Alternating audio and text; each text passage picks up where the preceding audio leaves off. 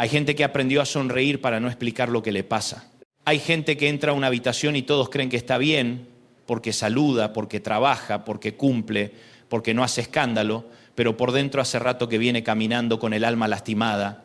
Y a lo mejor hoy me estás escuchando así. A lo mejor nadie sabe la batalla que estás peleando. Nadie sabe que te acostás cansado y te levantás más cansado todavía. Nadie sabe que hay noches en las que no lloras fuerte para que no te escuchen, pero por dentro te estás desmoronando. Nadie sabe que venís arrastrando una tristeza vieja, una pena acumulada, un luto que quizá ni siquiera tiene nombre. Y hoy vengo a decirte algo de parte de Dios. No te vas a quedar para siempre donde te hirieron. No te vas a quedar a vivir en el lugar donde lloraste. No te vas a quedar congelado en el instante en que te rompieron el corazón. Porque el Señor tiene una palabra para tu espíritu. Y esa palabra es esta: hoy Dios te da gozo donde solo había tristeza. No dije distracción, no dije entretenimiento, no dije una risa superficial para tapar el vacío, dije gozo, gozo del cielo, gozo que no depende de la cuenta bancaria, gozo que no depende del diagnóstico, gozo que no depende de que todos te entiendan, gozo que no depende de que el pasado desaparezca, gozo santo, gozo profundo, gozo que baja del trono de Dios y se mete en los rincones del alma donde vos ya habías declarado que no iba a volver a crecer nada. El salmista lo dice con una precisión brutal en Salmo 35, por la noche durará el lloro y a la mañana vendrá la alegría. ¿Qué frase? ¿Qué manera de resumir la vida de fe? Porque no niega la noche, no niega el lloro, no niega la oscuridad. No niega que hay temporadas en que el alma atraviesa valles, pero tampoco te deja vivir allí. Dice, el lloro dura por la noche, pero la mañana tiene cita con la alegría.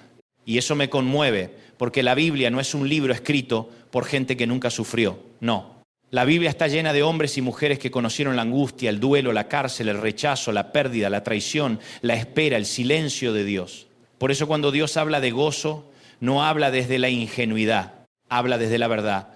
Habla sabiendo lo que es una tumba, habla sabiendo lo que es Getsemaní, habla sabiendo lo que es una madrugada de lágrimas.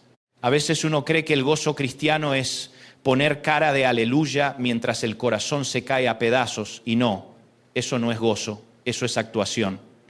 El gozo bíblico no es negación emocional, no es hacerse el fuerte. No es decir no me pasa nada cuando por dentro te está temblando todo. Jesús mismo lloró. Jesús no disimuló el dolor ante la tumba de Lázaro. Jesús no fingió en Getsemaní. Jesús sabe lo que es la angustia. Jesús sabe lo que es sudar bajo presión. Jesús sabe lo que es sentir el peso del dolor humano. Entonces, cuando Él te promete gozo, no te está pidiendo que mientas. Te está prometiendo transformación. Escucha esto con el alma. Dios no siempre evita la noche, pero nunca permite que la noche tenga la última palabra. A veces la tristeza viene porque perdiste algo, otras veces viene porque no perdiste nada, pero ya no sos el mismo. Hay tristezas por duelo y tristezas por desgaste. Hay tristezas que llegan por una llamada telefónica. Hay tristezas que llegan por una traición. Hay tristezas que llegan después de años de darlo todo por todos y darte cuenta de que te quedaste vacío. Hay tristezas que no hacen ruido, pero se te meten en la sangre. Empezás a funcionar en automático. Sonreís por educación. Contestás por costumbre. Seguís por responsabilidad, pero la alegría ya no te visita como antes. Y entonces el alma se acostumbra a sobrevivir. Uno deja de esperar algo bueno. Uno ya no sueña con ser restaurado. Apenas aspira a no romperse más. Uno empieza a vivir con una teología del aguante. Bueno, me tocó esto, ¿qué le vamos a hacer? Pero el Evangelio no es solo aguantar hasta el cielo. El Evangelio también es restauración en la tierra de los vivientes. El Evangelio también es belleza por ceniza. El Evangelio también es manto de alegría en lugar del espíritu angustiado. Isaías 61:3 lo dice así. A ordenar que a los afligidos de Sión se les dé gloria en lugar de ceniza, óleo de gozo en lugar de luto, manto de alegría en lugar del espíritu angustiado. ¿Te das cuenta? No dice que Dios te maquilla la ceniza. Dice que te da otra cosa. No dice que le pone perfume al luto. Dice que lo cambia por óleo de gozo. No dice que te deja con el espíritu quebrado y encima te exige alabanza. Dice que pone sobre vos un manto de alegría. Yo no sé quién necesita escuchar esto hoy, pero Dios no está especializado en decorar ruinas. Dios está especializado en resucitar lo que parecía terminado. Él no administra cementerios emocionales. Él llama a la vida lo que estaba bajo tierra.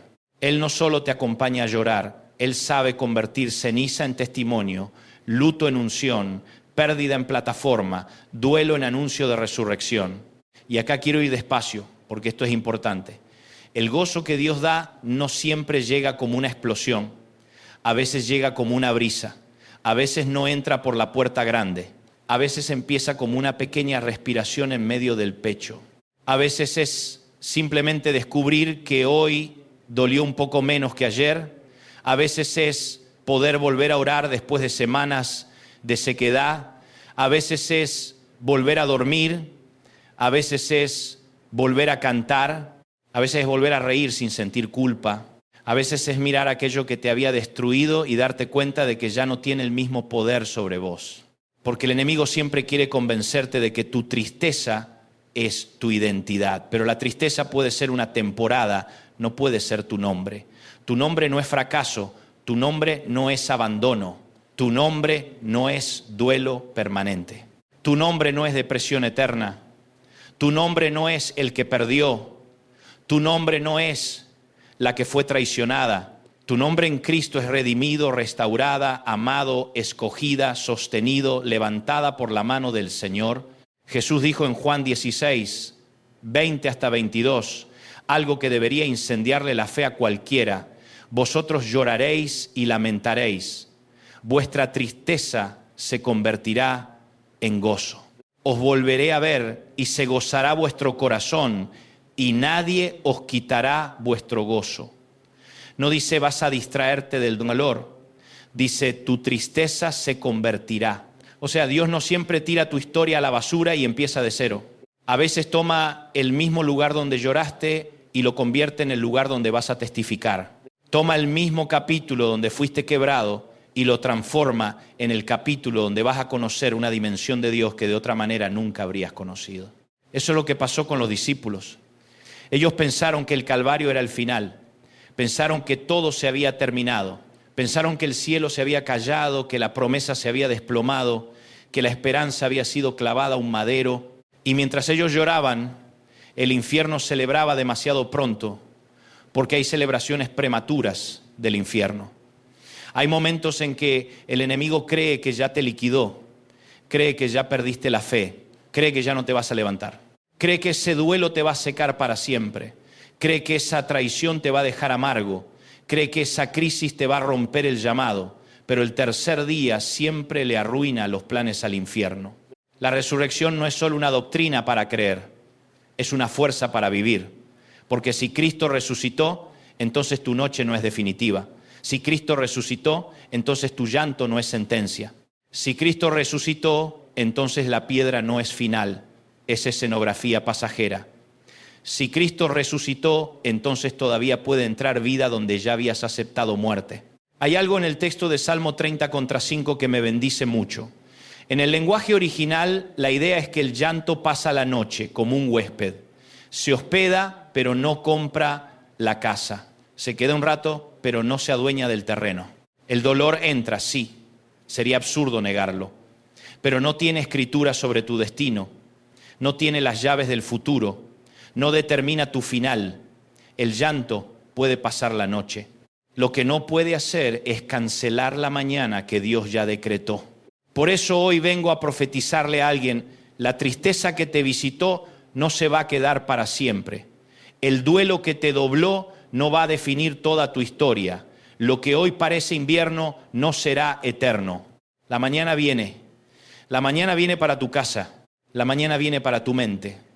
La mañana viene para tu matrimonio. La mañana viene para tu fe. La mañana viene para tus hijos. La mañana viene para ese corazón que hace rato no sentía nada. Y cuando Dios abre una mañana, nadie la puede apagar. Ahora bien, yo sé que alguno me dirá, está bien, pero yo necesito más que una frase linda. Yo estoy pasando algo real y te entiendo. Por eso la Biblia no se queda en poesía, baja la vida. Nehemías 8:10 dice, no os entristezcáis, porque el gozo de Jehová es vuestra fuerza. ¿Sabes en qué contexto se dijo eso? El pueblo estaba llorando al escuchar la palabra. se habían confrontado, se dieron cuenta de cuánto se habían alejado. Había quebranto genuino. Y en medio de ese llanto, el Señor no les dijo, quédense destrozados. Les dijo, ahora levántense, coman, compartan, celebren, porque el gozo de Jehová es vuestra fuerza. Ojo con esto, porque no dice que la fuerza nace de la ausencia de problemas. Dice que la fuerza nace del gozo del Señor. O sea, no siempre vas a tener control de tus circunstancias, pero sí podés ser fortalecido por una alegría que viene de arriba. El gozo del Señor no es un lujo para creyentes emocionales. Es fuerza para seguir, fuerza para no desmayar, fuerza para no rendirte cuando la vida aprieta, fuerza para no volverte cínico, fuerza para seguir creyendo cuando las evidencias todavía no acompañan. Y acá quiero decir algo que considero una convicción pastoral. Mucha gente no está perdiendo la batalla por falta de recursos, la está perdiendo por agotamiento interior. Y Dios vino a restaurar el interior. Porque hay personas que por fuera todavía funcionan, pero por dentro ya se dieron por vencidas. Siguen respirando, pero renunciaron a esperar. Siguen yendo, pero ya no creen en el de repente de Dios. Y cuando el gozo del Señor vuelve a tocar un alma, la persona no necesariamente tiene todos sus problemas resueltos, pero sí recupera la fuerza para caminar, la dignidad para levantarse y la fe para volver a mirar hacia adelante. Eso lo vemos también en la viuda de Naín, en Lucas 7. Esa mujer no solo había perdido a su hijo, había perdido su futuro. Era viuda y ahora enterraba a su único hijo. Era un funeral de doble muerte, la del muchacho y la de la esperanza de ella. Pero el texto dice que cuando Jesús la vio tuvo compasión. No dijo, qué pena. La compasión de Cristo nunca es pasiva. Él entra en la escena del dolor para cambiarla, toca el féretro, detiene la procesión, interrumpe la inercia del duelo. Y donde todos estaban caminando hacia el cementerio, Jesús hace girar la historia. Eso hace Dios. Se mete en procesiones que ya venían en marcha, se mete en historias que parecían irreversibles, se mete en familias que ya habían aceptado una derrota, se mete en corazones que ya estaban preparando entierros emocionales. Y cuando Jesús aparece, la pregunta deja de ser qué tan grave era la muerte y pasa a ser quién acaba de llegar. No sé si alguien entiende esto, pero cuando Jesús toca lo que vos dabas por perdido, la lógica retrocede. Cuando Jesús entra, la resignación se tiene que mover. Cuando Jesús habla, el duelo escucha. Cuando Jesús ordena, la muerte no discute. Y eso no siempre significa que Dios va a hacer exactamente lo que vos querés en el tiempo que vos querés. Pero sí significa que tu historia no está clausurada mientras Cristo siga siendo rey. A veces el gozo vuelve como volvió Naín, después de la compasión de Cristo. Otras veces vuelve como en Salmo 126, 5 hasta 6. Los que sembraron con lágrimas con regocijo segarán. Volverá a venir con regocijo trayendo sus gavillas. Eso es tremendo, porque habla de gente que no dejó de sembrar aunque estaba llorando. Eso es madurez espiritual. Seguir sembrando cuando todavía no cosechaste nada. Seguir creyendo cuando la tierra no da señales. Seguir orando por ese hijo. Seguir amando a pesar de la decepción. Seguir sirviendo. Seguir congregándote. Seguir abriendo la Biblia aunque un día sentís fuego y al otro no sentís nada. Hay gente que cree que solo puede obedecer cuando tiene ánimo. Pero el reino está lleno de sembradores llorando, gente que ora llorando, gente que canta llorando, gente que ofrenda llorando, gente que predica llorando, gente que sigue aunque por dentro esté en batalla. Y a esa gente Dios le hace una promesa: no vas a sembrar en vano, tus lágrimas no son desperdicio, tus lágrimas riegan semillas que todavía no ves, tu llanto no canceló la cosecha, la precedió. Yo sé que hoy muchos están en esa etapa, no tienen gavillas todavía, tienen semilla, no tienen fiesta todavía, tienen terreno, no tienen resultado todavía, tienen obediencia.